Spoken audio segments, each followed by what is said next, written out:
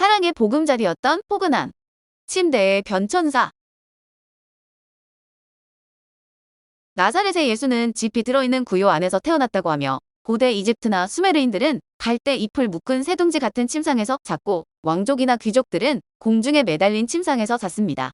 고대 마케도니아의 정복자로 멀리 인도, 파키스탄에까지 영향을 미쳤던 알렉산더 대왕은 황금 지붕이 달린 거대하고 호화로운 침대를 갖고 있었다고 플루타크 영웅전에 기록되어 있습니다. 그리고 대왕은 침대에 편하게 누워서 장군들과 작전 회의를 열고 진두지휘에 임했으며 고대 그리스에서는 신혼부부가 큰 나무를 잘라 그것으로 신혼 침대를 만들었습니다. 유녀들도 예쁜 침대를 갖고 있었으며 베개도 침대도 모두 대리석으로 만든 것이었고 목재로 도르래 개폐 장치를 하고 상담새 고운한 침대도 있었습니다. 침대 다리는 아프리카 상아로 만들었고 요는 미르토스제, 커버는 코린토산 엷은마, 베개는 카르타고 제품을 사용했습니다. 고대 로마인도 침대에 신경을 썼는데 단순히 잠자기 위한 침대, 부부용 침대, 환자용 침대, 식사용 침대까지 용도별로 갖추고 있었습니다. 식사용 침대에는 바빌로니아산 주단을 깔고 금, 은, 상나, 거북 껍질 세공으로 장식했으며 섹스용 침대에는 작은 베개와 방석을 많이 준비해 두었습니다.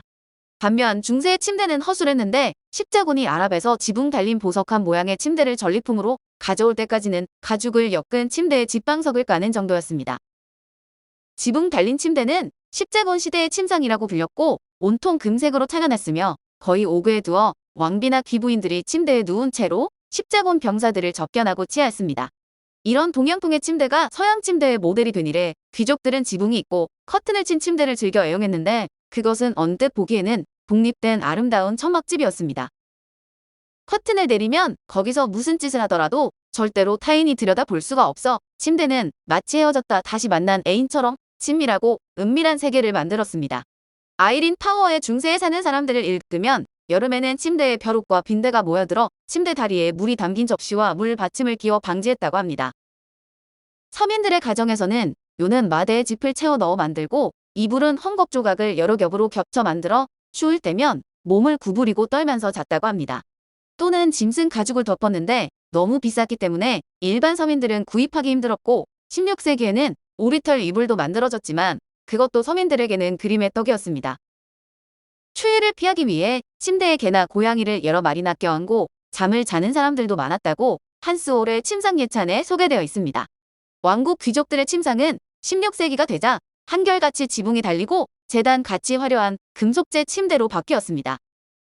빌로드 천막에 가려져 안에는 램프가 매달려 있고 베개 머리 쪽 벽은 성모상과 고블인 직물 벽걸이로 장식했는데 사이즈도 초대형으로 세로 2.5m, 가로 2m의 크기였습니다.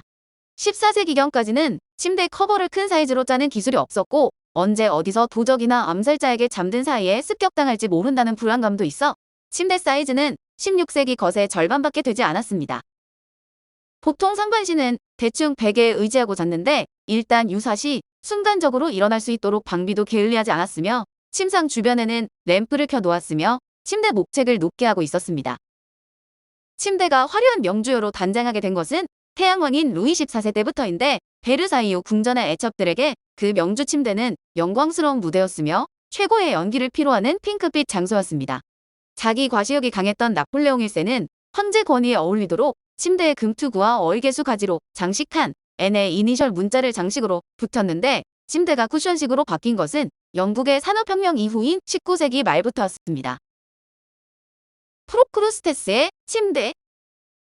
한편 침대에 대해서는 그리스 신화에 등장하는 도적이자 연쇄살인범인 프로크루스테스의 일화가 유명한데 그는 폴리페몬 또는 다마스테스라고도 합니다. 그는 다른 도적들과는 달리 지나가는 나그네를 극진히 대접하고 잠자리까지 제공했지만 이런 모습은 상대를 속이기 위한 사기였습니다. 프로크루스테스는 자신에게 어떤 손님이라도 크기가 맞는 침대가 있다며 손님에게 누워보게 유도를 했습니다.